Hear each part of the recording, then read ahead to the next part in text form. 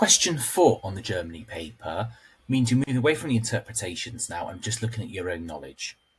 Now this question, 4 marks, asks you to describe 2 problems faced by. Now that's the stem of the question, that never changes. Then they'll give you either a group of people or a specific person, or in this case the Weimar government, and they'll ask you to analyse during a specific time period. So here we've got during the 1920s. Now, it says describe, really it means explain. You've got to not just give the problem, but explain why it was a problem for that group.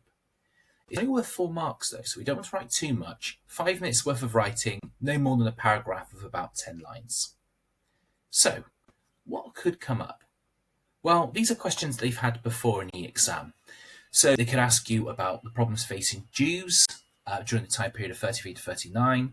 They've spoken about the German government before. Problems just faced by Germany as a country twice. You've also got the German people, Hitler, the German government. So there's a range of things they could ask you. Okay, how are you going to answer this question? Well, the layout is quite straightforward. So I would just go for nice and simple. One problem was that, give a problem, and then explain why this is a problem. This was a problem as.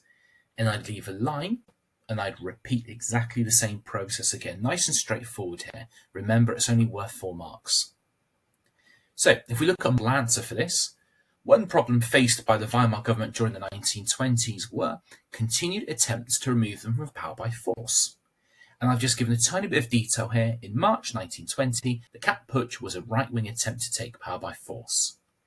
Now that's going to get me some marks. I've given a valid problem, and I've given some good knowledge. I've not said why it's a problem for that group though, so I need to continue and do that. This was a problem as, so here I'm bringing that explanation. The Weimar government could not deal with the opposition themselves as they were not strong enough. They instead had to rely on the people of Berlin to support them by going on strike and refusing to work with Kapp. And this made the Weimar government look weak. So there we go. I've given a reason and I've developed it and it explains. And I would just do exactly the same thing again. Another problem faced by the Weimar government during the 1920s was hyperinflation.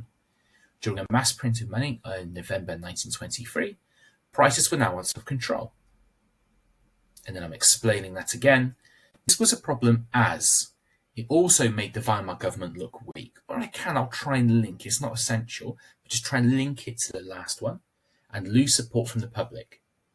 For example, the middle class lost all their savings. They had been the biggest supporters of the Weimar government, but were starting to lose faith.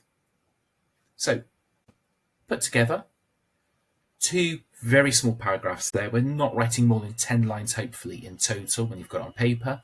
Again, it's one of those questions where they will give you a lot of paper, a lot of space to write this answer. Do not feel like you need to use all that space. You certainly don't. You don't want to waste time. You want to be banking that time for the bigger questions. And just a few things to remember for this one. Focus on a specific group. Now, if it says something like German people, you can discuss a wide range. You could discuss one problem for males during that time period and one problem for females, or one problem for an adult, one problem for a child, one problem for a factory worker, one for a farmer, etc. Or you could do it by political groups, things like communists or right-wing supporters. You just need to explain in a few sentences why this was a problem for that group as well. Don't just describe the problem. Actually, just take a few sentences to explain. And again, with timing, no more than 10 lines on this one.